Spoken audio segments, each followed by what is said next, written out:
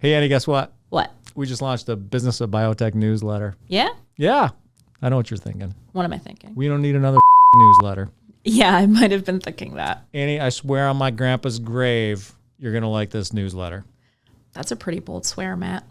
Hear me out. It's monthly, only once a month. It's ad-free, and it's modeled after the Business of Biotech podcast. It's got the same insight from the builders of biotech that you see in the podcast. So what's not to like? That actually sounds like it doesn't suck. Pretty high praise, Annie.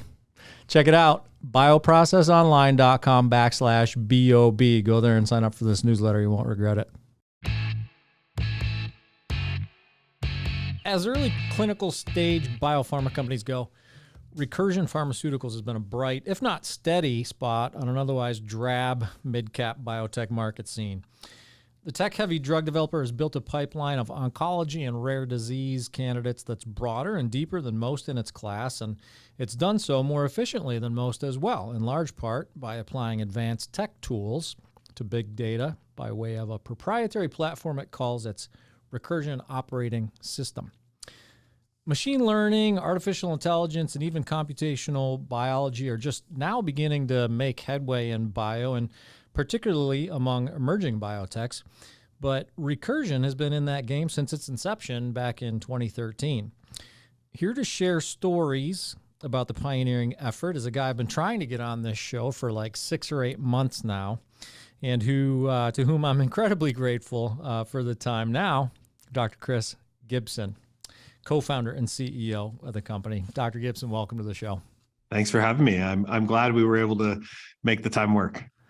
Yeah, if you could just clarify for our audience, it's not like you were trying to avoid me or anything, right? No, not at all. It's been a pretty busy last 6 months for us. We've actually kicked off 4 clinical trials in the last 3 quarters with a relatively small clinical development team. And so I've just had my head down executing. Understandable. As I mentioned in that rambling intro, I mean, the pipeline there is broad and deep. And when you bite that much off, you're going to have to live up to the promise and run 3 clinical trials in as many quarters, I guess, right? Through 4 as it were. Yeah. Yeah, it's been very busy, but it's what we're here to do. We're here to try and not only take drugs forward to patients that could hopefully have an impact on them, but also to try and change the way that drugs are discovered and developed, with a long-term goal of trying to do it at a higher scale and for less cost, which I think would be a fantastic outcome for everybody. Mm-hmm. Yeah. Usually when I conduct these interviews for the pod, I start out with a bunch of getting to know you questions for my guest, and then kind of segue into the genesis story of the company that my guest represents. I want to kind of dovetail those 2 things, and correct me if I'm wrong here. I figured we would dovetail those 2 things because for as long as I've been following Recursion, and as far as what I know about you is concerned, I get the sense that in a sense, I mean, not that Chris Gibson is synonymous with Recursion, but it's hard to tell where one starts and the other ends. You know what I mean? Like, you guys are, it's core to your fabric. It's woven into your fabric as a professional. So I'm going to let you tell us the genesis story of Recursion and kind of weave through that, like how you came to co-found it personally. Yeah, absolutely. So I came to the University of Utah in 2009 for an MD Ph.D. And I was lucky enough to join the laboratory of a guy named Dean Lee. And some folks who listen to the show may have heard that name before. Dean is now the president of Merck Research Labs. He's one of my co-founders. He's on the board of Recursion still today, and an incredibly translational, thoughtful physician scientist who I had the pleasure of working with for 5 years. And it was an exceptional time. And what I loved most about my time in Dean's lab is that he filled that lab with people from incredibly diverse backgrounds. So you had cellular biologists, molecular biologists, chemists, physicians, myself as an engineer. There were folks from kind of every technical field that all descended in that lab. And it was a bit of chaos, but at the same time, it was also beautiful to operate at the intersection of all these different technical fields and to appreciate how much you can learn from each. And this was roughly when, Chris? This is 2009 when I joined the 2009. lab. So I mean, that's pretty early days to be mashing, kind of doing a synthesis of those titles in the same space to an end, right? It was, and it was a ton of fun. And Dean, we had 5 R01 grants, I think, when I joined the lab, 4 or 5. So it was a big lab and a ton of energy, ton of excitement, working on a bunch of different areas. But the area I focused on most heavily was trying to use engineering approaches to understand questions in biology that had been hard for that lab to approach previously. And one of the most exciting projects I got to work on was a disease called cerebral cavernous malformation. And Dean's lab had been involved in helping to identify the genes that cause this disease, that built some of the early cellular and molecular models, and actually had built, just as I joined the lab, 3 of the animal models, the conditional knockout models, which became sort of the gold standard, or one of the gold standards for the disease. And we thought we figured it out. We thought we understood the pathophysiology of the disease, and we used a well-known, widely available FDA-approved drug in that animal model to test our hypothesis. And while there's lots of reasons why this could have happened, what we found was that particular drug, this was simvastatin, actually trended towards making the animals worse. And it was this, pit of the stomach for me. I'd had experiments fail all the time, but we'd been working on this for so long, and we felt so sure of this mechanism of sort of RhoA activation that to not see this particular drug rescue in this animal model was really surprising. And it was in the weeks and months after that failure where I think Recursion was really born. And it was in those moments as we thought about, what had we missed? What was our bias that had led us astray here? And what could we do to actually understand how we could still approach this biology in a way that maybe gets us a better answer? And that's where we came upon this idea of essentially phenotypic screening, which has been around for a long time. We're certainly not the first to propose that. But phenotypic screening is actually a really useful tool when you don't know the mechanism or the target you want to go after. You just have a phenotype that you want to understand and exploit. And so we started exploring that path. And as an engineer, I really honed in on work by a woman named Ann Carpenter, who's at the Broad Institute still to this day, who really pioneered a field called phenomics, which is image-based omics, where rather than trying to build a phenotypic screen where you look at one thing or some increase in fluorescence or something like that, you actually used microscopy images of cells that you stained for lots of different cellular organelles, and you use computer vision and machine learning to extract much more sophisticated measurements of these kinds of images than a person can actually see with their own eyes, because our brains just haven't evolved to see some of the intricate subtleties of those kinds of images. And so ultimately that's what we did. And about a year later, we put 2 compounds into the same animal model, and both of those compounds worked. And that ended up becoming Recursion. And I can share more about how the business came to be, but that's the idea that became Recursion. We asked if we could scale that, if we could do this for lots of different areas of biology. And I'm happy to share that the phase 2 trial of one of those molecules for patients with cerebral cavernous malformation has now been enrolling patients for 9 months. So it's great to see the origin story translate into, first medicine that we're a potential medicine that we're advancing towards, we hope, some benefit for patients in the coming years. Yeah. Well, I mean, certainly it's a lot further along than it was when you shut it down, right? All right. So there's a host of questions in there. I want to stay with you though. I want you personally. When you were sort of running through that experience, and the seed was planted, the seed of Recursion was planted. At that time, you were a bioengineering guy at University of Utah. Is that correct? Mm-hmm. That's right. So at that time, were you thinking engineering solutions company, tech solutions company, or were you already thinking therapeutics? Neither. I was actually training, I hoped at the time, to be a cardiovascular surgeon. So I was doing sort of the MD PhD thing. I wanted to learn the critical thinking that comes with a PhD because I wanted to do research in heart disease. But yeah, this was a big change in career for me, and a lot of discussions with my wife. After investing 9 years at that point post undergrad, to decide to take a big diversion into business was, it was certainly a bit of a change. All right, level with us. Is your wife still disappointed that you're not an MD? Well, my wife's an MD, and so we've got so she's got that on you. Yeah, exactly. So I think she's fine with it. Awesome. That's terrific. Now getting to the company and sort of like what the company's aha moment. When did it become clear to, like, as the company kind of was in those super early days and forming up, when did it become clear to the company, you leaders of the company, that this technology, this idea of imaging and machine learning, which again, it was super early days for that back then, would be integral to what the company would become, right? It's sort of at the core.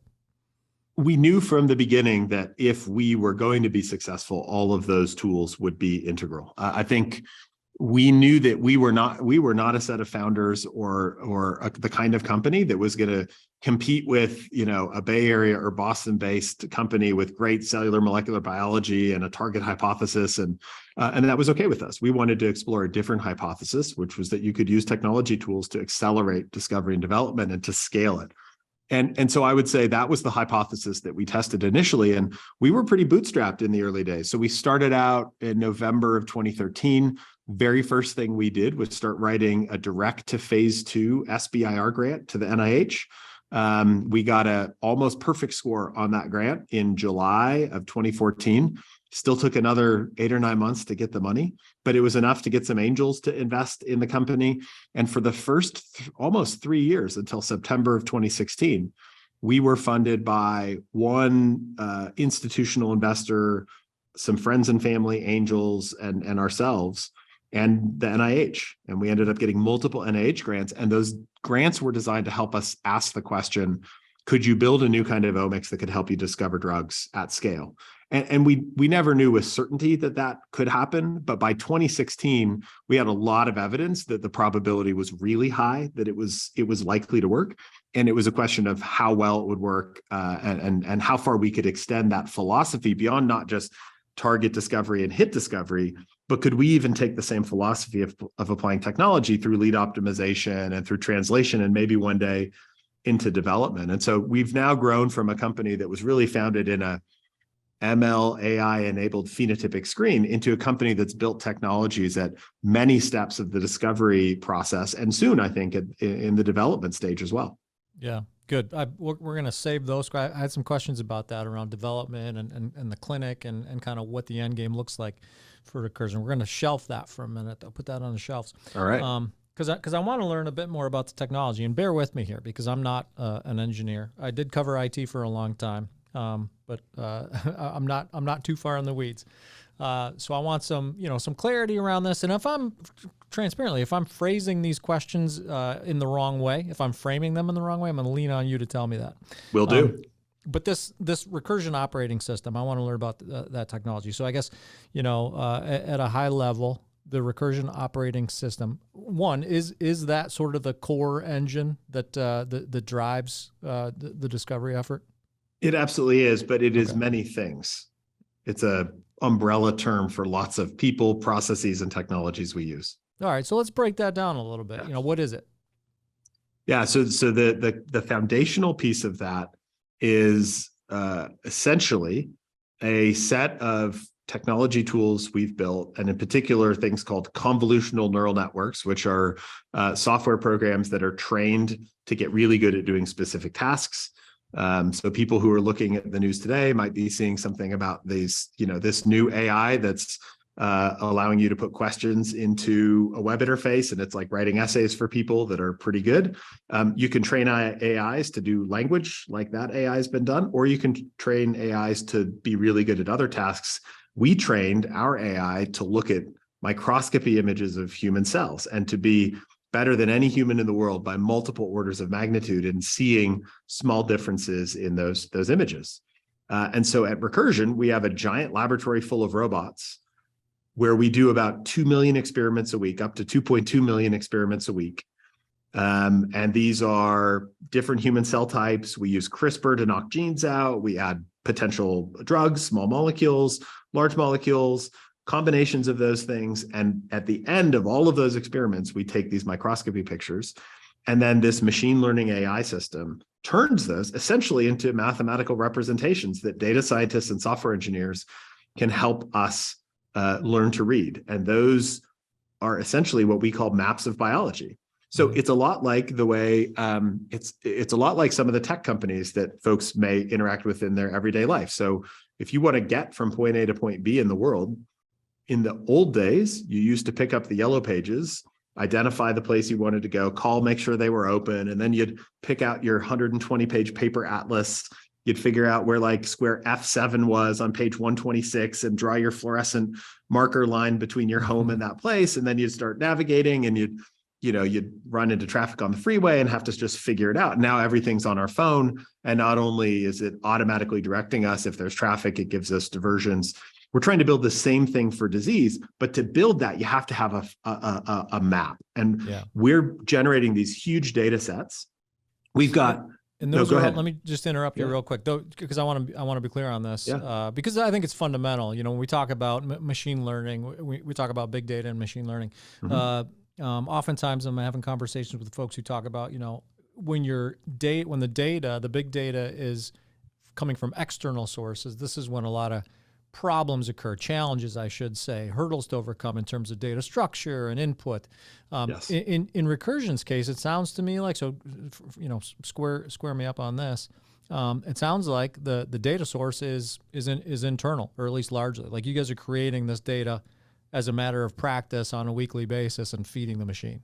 That's exactly right. We've generated over 1 billion of these images, and those are our core data set. And you're exactly right. External data is not only sometimes hard to use because of the way that it's it's essentially not relatable very often. So some of that data may have been generated at a lab in Boston and some at a lab in California, and little things like the barometric pressure or the humidity of the air can actually really throw off those experiments, and often they're not recorded. And so munging all of that data from lots of different sources can create a lot of noise. And then often it's basically saved in different formats, and it's really hard to kind of tie everything together. There's tools to do that, but it's tied together. And the other challenge, of course, is that there's hundreds of companies now who are building software tools to explore biological data. If everybody's moat is that they're all using the same data set and they're going to make a slightly better software tool than somebody else, I think it's challenging to stand out. It's challenging to differentiate. If your moat is that you've built one of the largest relatable biological data sets on Earth, and on top of that, you have fantastic tools and talent and teams that are leveraging that data, that's much more defensible and much more differentiating, I think, as you're trying to build a company that can be successful as a business. Yeah. The creation of the data, these images that Recursion's creating on a weekly basis, what parameters go around what images you're building? Like what directs that? What guides that? Is it indications you want to pursue? Is it disease states in the global population? Like I'm just curious because if you think about inputting cellular data, you could like what does that mean? That's everything, right? You can totally get lost there. So I'm just wondering like what sort of guide rails, I guess, go around the creation of that. So we think having maps of biology is really important that are really broad, because it's really hard to know how everything is related. I think we probably only understand like 2 or 3% of biology as a species today. And so think of us a little bit like when Google started making their maps, they sent out these cars that drove every street. And they started in the big cities, but eventually they drove like every street in the world. And today, if you're lucky, you'll see one of these cars driving by. They basically drive around. They had airplanes flying. They were licensing data from people. All of that data got put into one consistent source that became a map. That's what we're doing at Recursion. So every week, we do these 2 million experiments. We've now knocked out every gene in the human genome in multiple human cell types. We've profiled nearly 1 million molecules at multiple doses in one cell type, and some of that in other cell types. And at the end of all of those experiments, we take the same pictures with the same camera, with the same stains, which means all of this data is relatable. And so essentially everything we do every week at that base level of the company is to build a map. And that map then becomes the thing that our scientists navigate to novel relationships. And we don't just take it the traditional way from there. We also are doing massive sequencing data sets. We've explored proteomics data sets.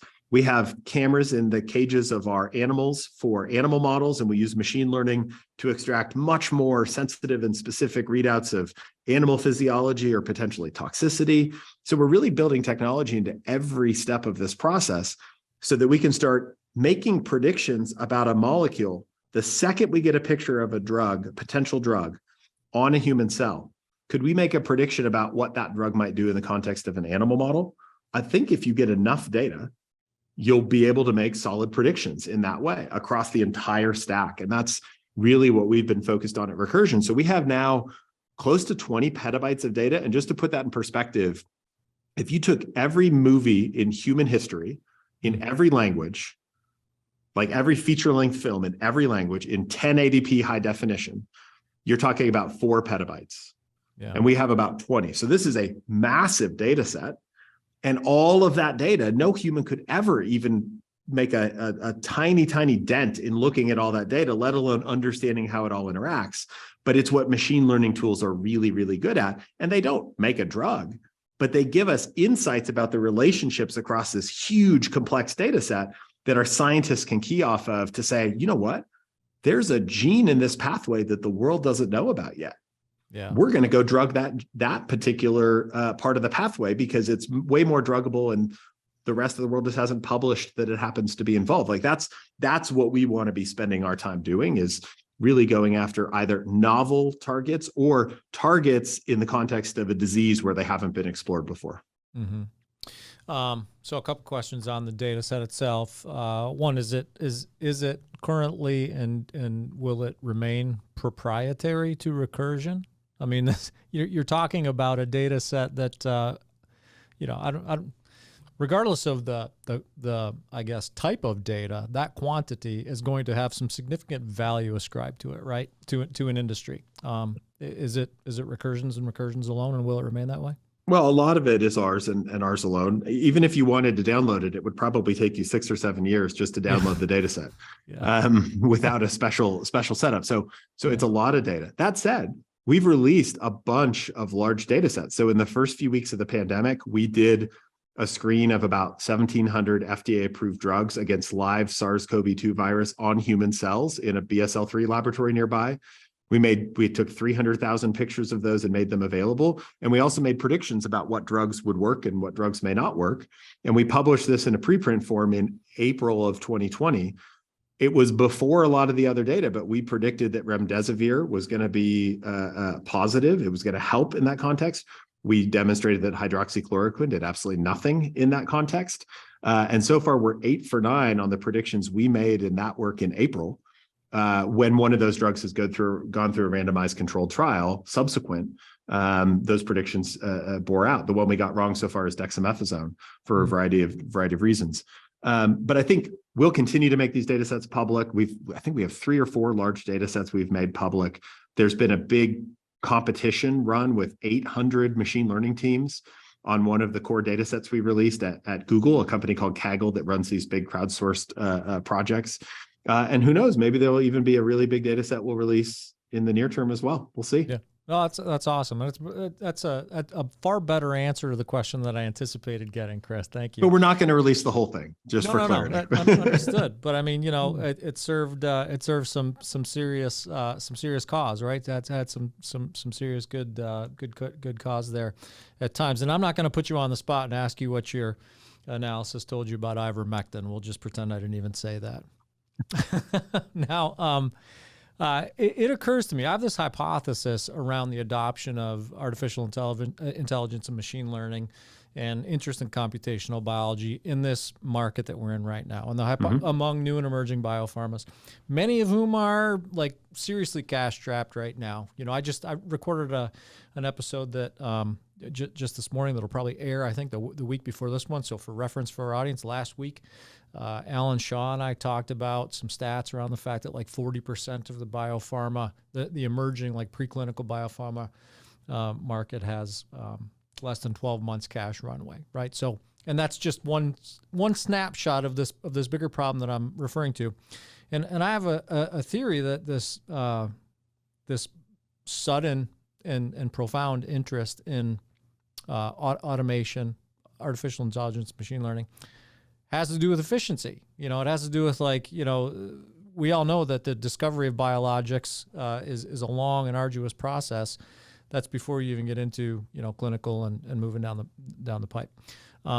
So efficiency is incredibly important to companies that have to preserve cash runways and be very efficient with borrowed money. But it's one hypothesis that I think is driving interest in these technologies. Now, the question, that's a lot of words, but the question, for Recursion, building this data set, this giant, massive data set, maybe as far as building giant data sets is concerned, it may have been an efficient process, but it's been a long road. How have you rationalized or justified as you've built this thing? Are we, U.S. Genomics? Are we a great big giant data generating company, or are we a therapeutics developer? And we have to answer to our shareholders that question. Yep. So just give me some flavor on that. Absolutely, it's a great question, and certainly one that's very timely. So from the very beginning, our belief has been that the way we differentiate ourselves is by investing in the platform and the process of discovering medicines in a more efficient way. And when I say efficient, I am talking about scale, I am talking about speed, but I think the biggest lever there is success. If you simply, if you go the same speed as everybody else at the same scale as everybody else, but you have a higher probability of success in phase 2 and phase 3, you will dramatically lower the cost of medicines and dramatically increase the efficiency. Because most of the challenge for us as an industry is that biology and chemistry are really, really hard, and most of the drugs that we discover and develop fail. And that's not news to anybody here. So that's where we're focused. And that's why we think these maps that show us the terrain of biology and how chemistry is interacting with it could be so important. We think that opportunity is so big that it's worth investing really deeply in exploring it. And it's a bit like when, railroads and automobiles were the main way to travel. The idea of building a flying machine was crazy, and it took a ton of effort and a ton of failure to make it happen. But when it finally did, there was an explosion in uptake. And now none of us think twice about jumping in a giant metal tube and shooting across the ocean. It's pretty normal as a part of our lives.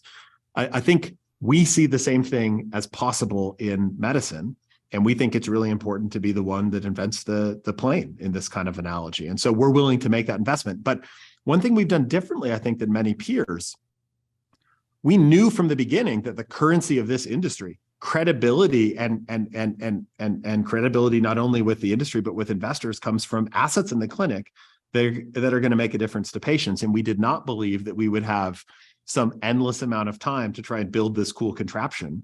We believed that along the way, we had to show that the work we were doing was having some demonstrable effect on getting medicines towards patients. And so if you look at our pipeline, we now have 5 programs in the clinic. 4 of those programs are molecules that our chemists did not design. They are molecules that we didn't have chemists when we found them. We used our platform to find a new place to take those molecules, a new disease context in which to apply them. And that was a way for us to show early progress of the platform, to show that this investment might make sense.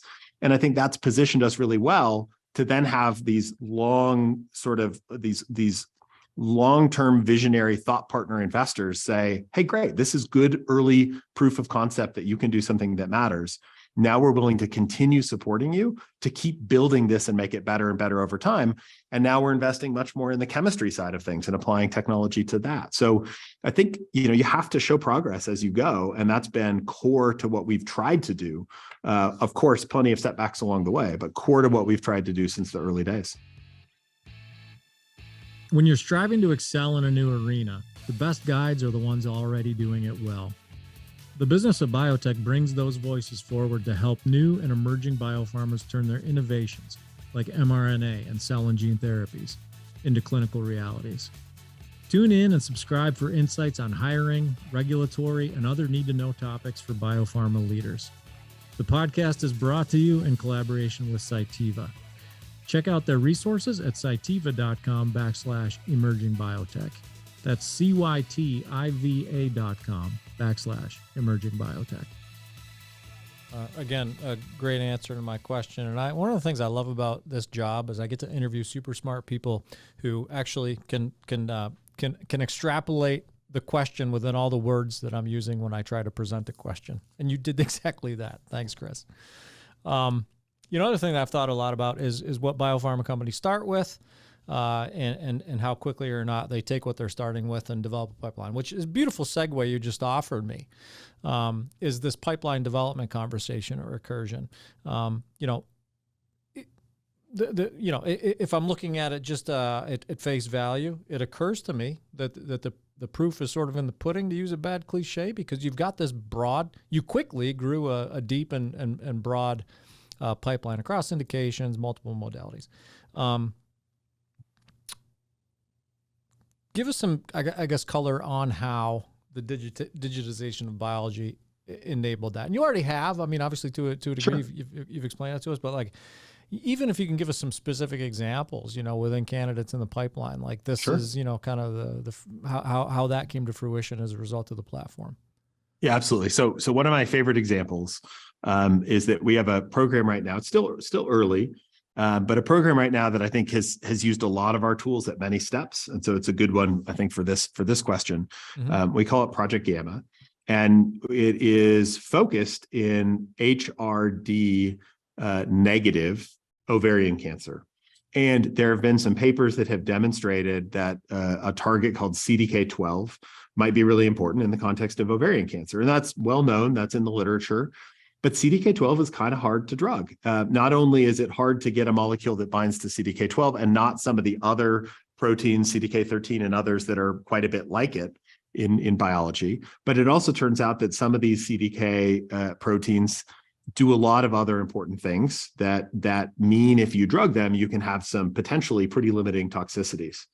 And so what we did was we looked at our map of biology and we noticed that there was something adjacent. So, you're like zooming in on a neighborhood and you're looking at the house of CDK12 and you notice that across the street, there's something that the world hasn't yet described, as the world doesn't know this thing is right next to CDK12. It's not a CDK. It is a gene that encodes a protein that is not known to be involved in that kind of biology, whatever, in any kind of way.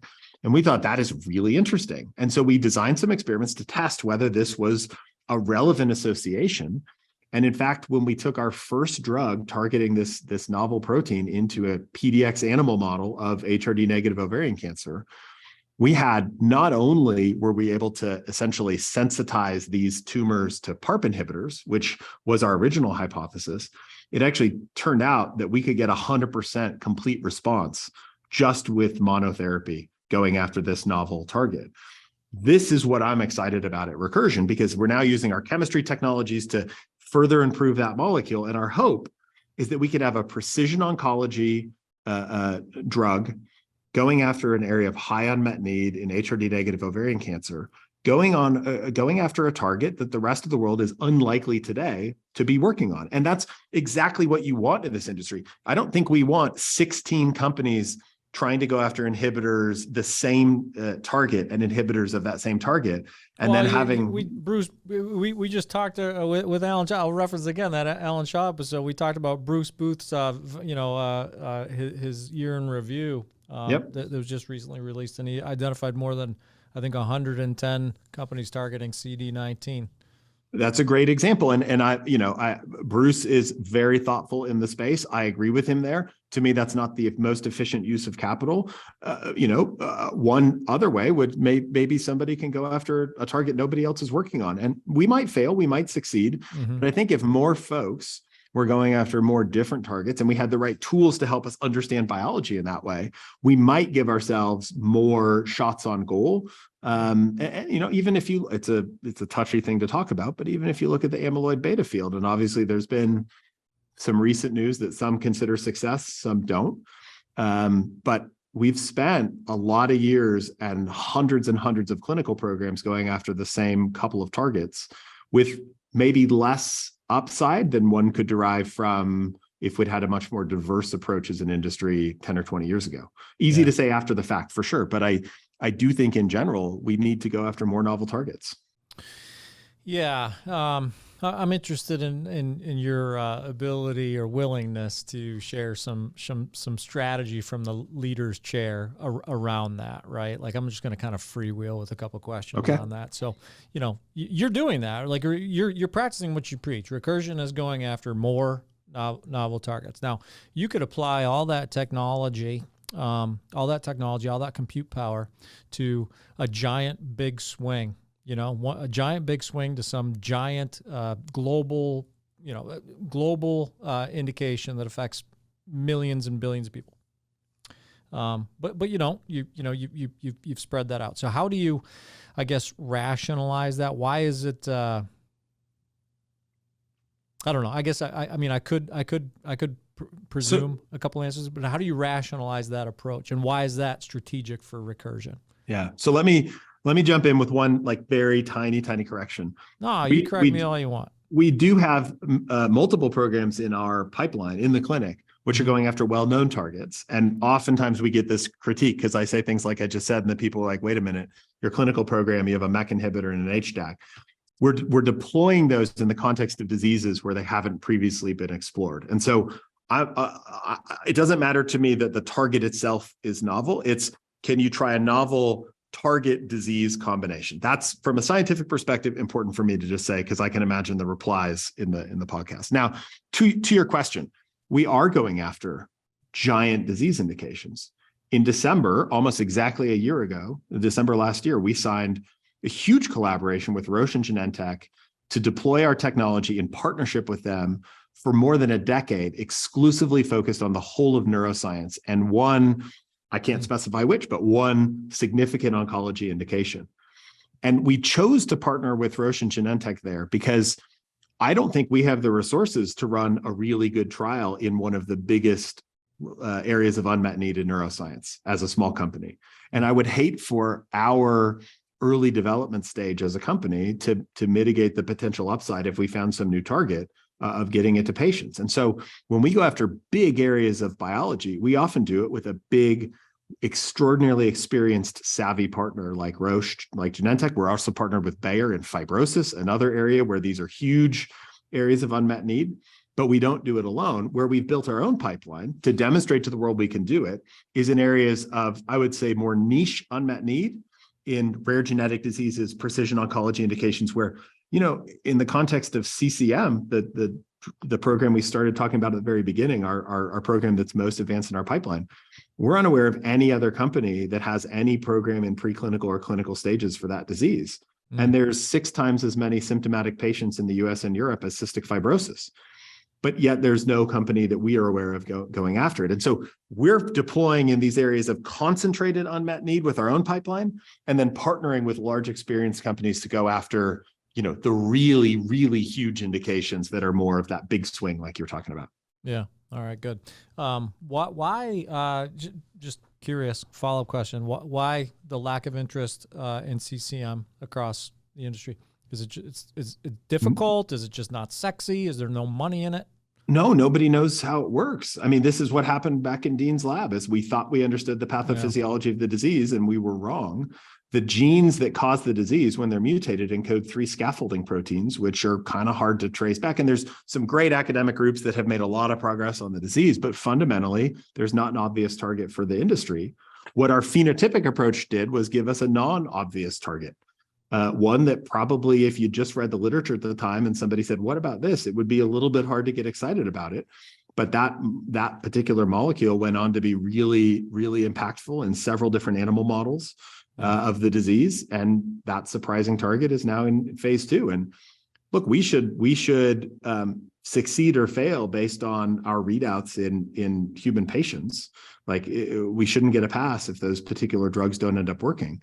But I would much prefer being the only company going after a big disease than being the 101st or however many Bruce said we're going after, whatever target that was. Yeah. CD19. Yeah. Okay. So we're running short on time, and I want to be respectful of yours. So I'm gonna. Yeah. You okay with a few more? Yeah. We're good. All right. Good. I want to, like I said, I shelved that conversation about what beyond the platform, what Recursion is and is to become. Right. You bill yourself currently as a tech-enabled drug discovery company. Now everybody knows, a company at Recursion's age on this continuum with the technologies it has and the resources it has. You're more than 400 associates, I think now. Some good some good resources there. You can shift, you can add, you can move, right? Like you can become a number of different things. You just mentioned partnerships, which kind of plays into the conversation. Some really strong partnerships, and then also some independent candidates in the development pipeline. So, what's the intention? I guess to the degree that you can share with us, knowing that things change all the time. What's the intention? Do you guys want to take candidates all the way to the market? Do you want to be a drug discovery company and maybe, once we get to early stage clinicals, be looking for partners and dump things off? I guess I'll leave it open. What does Recursion want to grow up to be? Well, what we look like when we grow up has changed several times. Yeah. As we've learned, but what impact we want to have has not. And our mission, since the very early days, has been to decode biology to radically improve lives. And I think we will become whatever allows us to radically improve lives. And it's the lives of patients, the lives of their families, the lives of our employees, the lives of the communities and the people in the communities in which we work. We have a broad vision of what that looks like.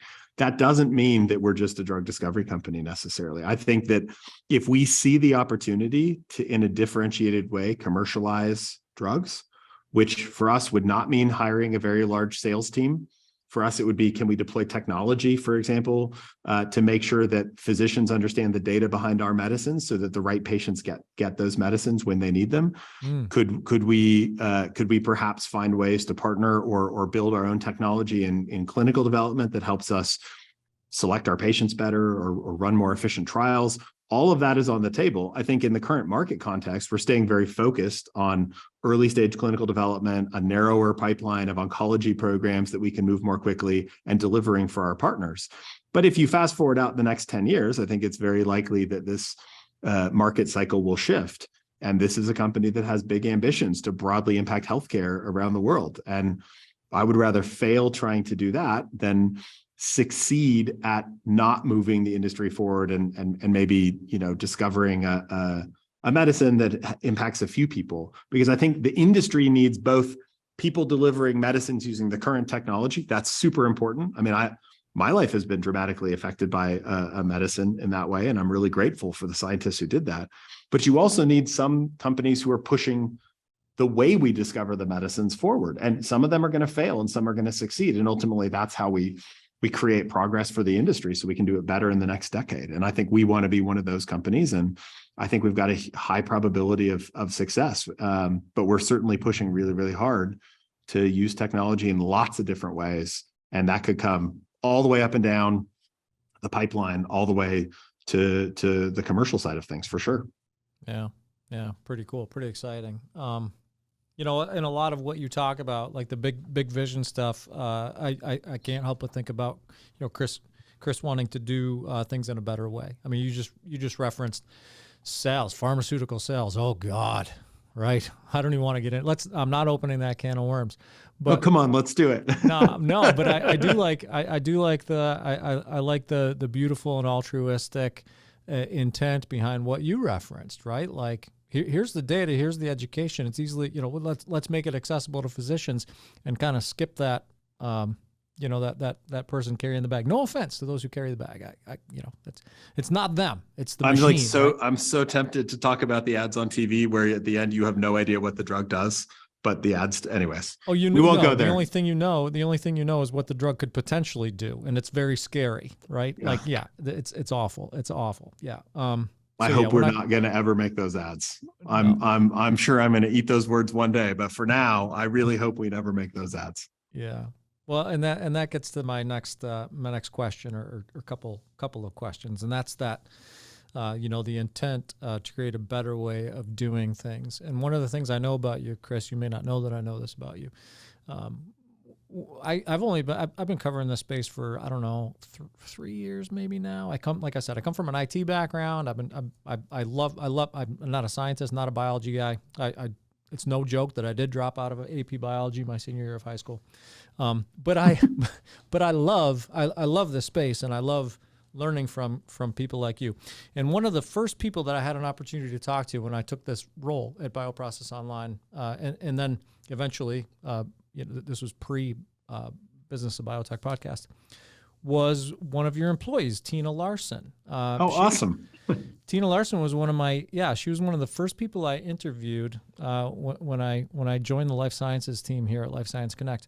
And, I'm very transparent about what I know and what I don't know. So when I sat down with Tina, I said, listen, like I covered IT. I have an English, my degree's in English. Like you're one of the first people in the science world that I'm talking to. And she was so beautifully gracious with her time. And another thing that we talked about that she was wonderfully gracious about was this. We talked about the culture at Recursion. We spent a lot of time talking about women in biotech and diversity and inclusion. And I admitted to Tina in a very transparent way, I think I was doing the right thing there. It was very uncomfortable for me I admitted to her that I'm like a, middle-aged white guy from rural Pennsylvania, and I want to put together an article about diversity and inclusion at Recursion. And it's kind of like, because I'm a privileged middle-aged white guy, I don't even know what to ask. Like, I'm not sure how to frame the questions. She helped me so much. Like she said, that's okay. You're engaging the conversation. Like, you're starting the conversation. That's where we start.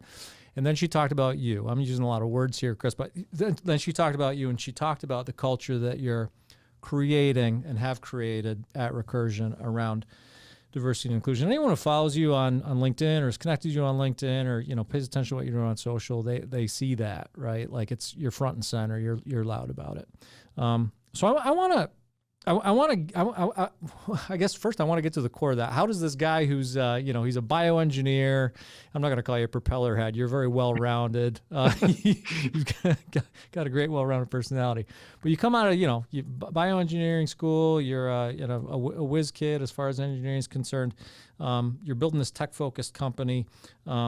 Where does the drive, I guess, or passion for diversity, inclusion, equity, and doing the right thing, building a better thing and doing the right thing, where does that come from in Chris Gibson? Well, I appreciate all those words, and I'm not surprised you had a really good conversation with Tina. I think of her more as a mentor to me than really as an employee. She's our chief operating officer and president, and she makes sure that we don't get too far out of line, but that we're able to really push the limits. She's incredible and super experienced. I've learned a lot from her. And I think that's where this comes from in me. In my life already, I've had the opportunity to learn from incredible people who have a wide variety of backgrounds. And I've seen that value in places that maybe you wouldn't have guessed at the beginning. I mean, thinking back to all the ways Recursion may not have happened. I think back to some of my teachers in middle school who encouraged me to stick with science when it was hard at the time, when I wanted to believe that I could be good at it, but I wasn't sure and I was questioning it. And I wouldn't be here if those teachers hadn't taken and invested deeply in me back in 6th grade, right? And so when these people step into your life and they invest in you in a big way, the very least you can do is, when you start having a platform, is invest back in people. And doesn't matter, if you've got smart people, it doesn't matter where they come from. Let's invest in them. And I think it's important that all of us make sure that we pick the people to invest in based on who they are and what kind of value they can deliver, and not anything else. And I think we have made that a very intentional piece of our culture, and it's made us very much stronger than I think if we were a bunch of anything monolithic. And it even carried through, like I said earlier, in Dean's lab. There were physicians sitting next to engineers, sitting next to molecular biologists, cell biologists, chemists. It was a super diverse place of thought. And so that's just always been something that I've valued. And I think that's where it comes from. Yeah, it's interesting. I'm sitting here trying to think about that. It's an abstract thought, but the jibe between, and I'm making words up, Between having a big vision, right, and creating culture. You could hang your hat. You could create a company and hang your hat on the product that you're producing. The technology that you developed, the widget that you make. You could just hang your hat on that. But it occurs to me that when your vision is as big as Recursion's vision is, beyond the development of a therapeutic pipeline based on some technology, what that technology at the end of the day can do, the culture becomes more important, right? Like it's more important. Absolutely. It's more important to develop that culture and nurture it when you're taking big shots than perhaps when you're just If you look at the world of companies that are iconic, companies that have changed the world in the biggest ways, both good and bad, right? I'm not just talking about, Amazon or Google or Genentech or any of these companies. I'm also talking about, some of the big failures. There have been some recent ones, in the crypto world, right? Companies that create massive impact, both bad and good, tend to have created really, really clear cultures. And some of them did it intentionally to make sure that the impact they had was good. And some of them, I think, did it intentionally or unintentionally in a way that created a lot of bad outcomes. And so, culture is the most important thing if you want to deliver. And I think whether you want to deliver a single medicine or you want to deliver a pipeline or a whole new paradigm for how one discovers and develops medicines and healthcare generally, culture and people are going to be at the core of it. And you'll live or die by the kinds of people that you bring together and the culture you create. Because once you get past about 7 or 8 people, it gets really hard to be involved in all the decisions. And so you've got to have created a culture where you trust that people are going to be making decisions based on principles and values that are aligned. Yeah. So I think it's the most important thing, actually. Yeah.